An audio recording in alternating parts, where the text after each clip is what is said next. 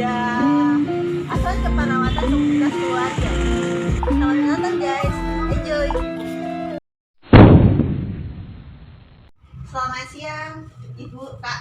Perkenalkan, saya Sultania, mahasiswa dari STK Sekalian Pusada. Kebetulan sedang berpraktek di sini memendeta keluarga Ibu. Bertanya dengan Ibu siapa? Ibu Mei, Ibu Mei. Umurnya berapa, Bu? 58. 58 tahun. Ini anaknya ya, namanya siapa? Min, Mim. Di sini tinggalnya sama siapa aja, Bu? sama anak. Sama anak, berdua aja. Ya, Apakah ada keluhan, Bu? Belakangan ini merasa kayak gimana? pusing, Nggak usah pusing. Pusingnya seperti apa? Berputar-putar atau seperti terbentur?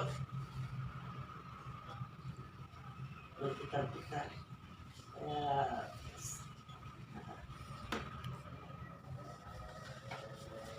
Pusing yang dirasakan dari belakang kepala atau apa? Bagian depan atau bagaimana, Bu? Bagian kepala, bahu sampai ke bahu. Kadang-kadang sakit kepala, membuat sakit kepala. Coba saya tensi sebentar ya.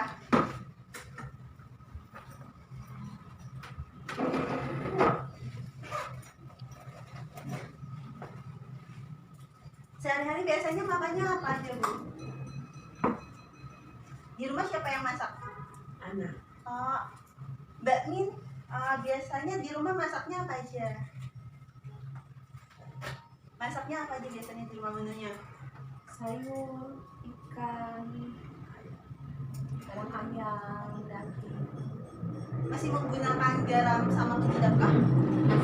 Masih?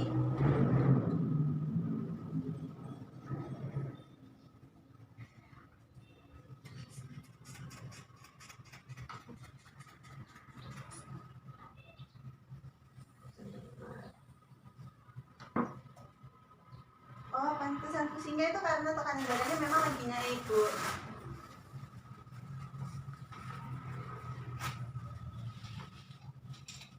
Biasanya kalau sakit kayak begini periksa di dokter atau bagaimana? minum obat, Minum obat. Obat apa yang dikonsumsi, Bu? amlodipin. Jarang kah kontrol ke dokter? Kadang-kadang ke puskesmas. Kadang-kadang saja. Jadi ini tekanan darahnya lebih ke arah karena lebih ke pola hidup yang belum diatur sebaik-baiknya sih. Karena kebanyakan untuk usia sekarang itu tekanan darah tinggi disebabkan juga karena pola konsumsi dan juga umur.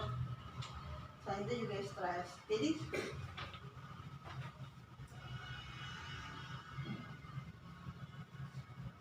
Stres COVID. stres COVID ya. Stres COVID.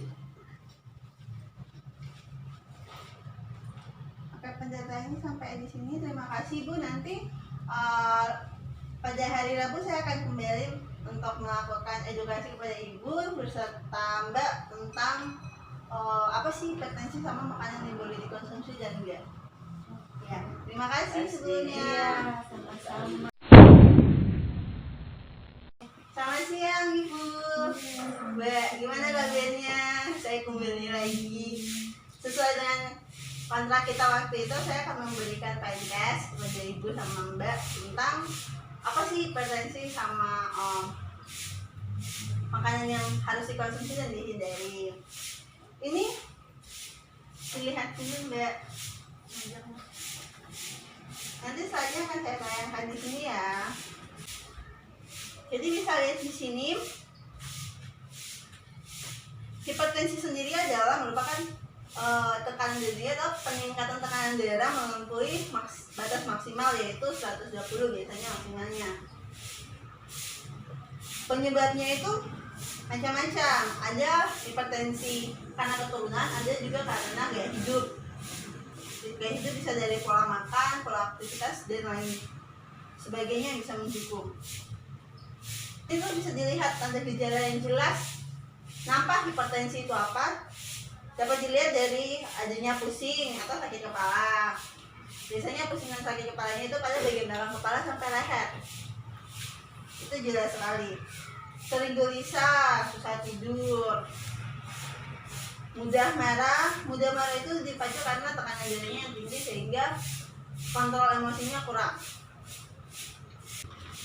Yang sangat berisiko terpaparnya darah tinggi itu bisa dari usia lansia maupun gaya hidup dan faktor keturunan. Jika keluarga, orang tua atau saudara ada yang pernah mengalami darah tinggi, bisa saja secara genetik bisa diturunkan kepada ibu atau mbak. Komplikasi hipertensi itu banyak sekali. Bisa terjadi serangan jantung, gangguan sistem saraf, ginjal, dan masih banyak lagi. Biasanya dikonsumsi obat-obatan. Obat hipertensi itu bukan hanya sehari 2 kali, tetapi itu obat yang dikonsumsi seumur hidup. Harus dikontrol dengan dokter. Jadi wajib orang yang telah mengalami hipertensi untuk mengontrol dirinya kepada dokter minimal 1 kali dalam 3 bulan. Nah, mari kita lihat pada nutrisinya. Apa saja sih yang bisa dikonsumsi dan tidak bisa dikonsumsi? Untuk pasien hipertensi yang bisa dikonsumsi ya sayur-sayuran yang mengandung zat besi, hijau itu bisa dikonsumsi. Yang harus dihindari itu makan makanan berdaging, makan yang bergaram. Jadi hindari penggunaan garam yang terlalu banyak dan menggunakan penyedap. Karena penyedap merupakan bahan kimia yang memiliki tingkat garam yang cukup tinggi sehingga lebih baik dihindari. Makanan berminyak juga lebih baik dihindari. Jika ada menggunakan masakan yang berminyak, menggunakan minyak yang minyak takaran lebih sedikit. Dalam pola aktivitas juga lebih baik meminimalisir aktivitas yang terlalu berat seperti mencuci pakaian menggunakan manual dalam jumlah yang besar, mengangkat beban yang terlalu berat, tetapi juga harus diseimbangkan dengan olahraga yang paling gampang yaitu jalan kaki keliling kompleks sekitaran 3-5 kali itu juga baik 3 kali dalam seminggu. Dan istirahat yang cukup. Dan sekian. Apakah ada yang mau ditanyakan? Kalau tidak ada, saya akan mengevaluasi kembali dari materi yang tadi saya telah berikan terkait tentang hipertensi. Menurut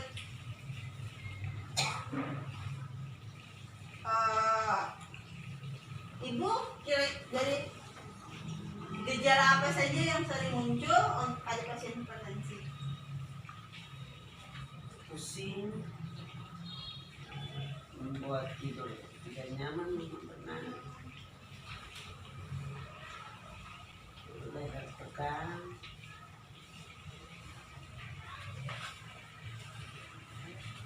Mudah marah. mudah Mudah marah, marah. tak normal. Nah, sehingga kalau begitu makanan apa saja yang bisa dihindari dan nggak bisa dihindari? Mungkin Mbak Min bisa jawab.